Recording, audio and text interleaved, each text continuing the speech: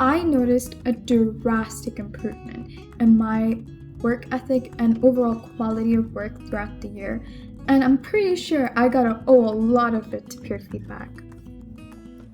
My biggest tip for completing the peer review project is not only that it impacts your precision, your clarity, and the structure of your writing, but also that it allows you to start your assignments early. Every uni student has felt the struggle of trying to get their assignment done by a specific deadline, and this project allows you to start your assignment in an informal setting with low stakes.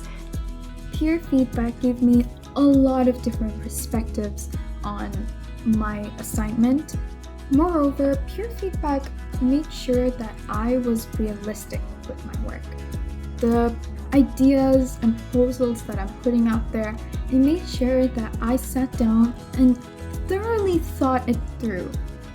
So my top tip for you would be actively participate and review feedbacks promptly.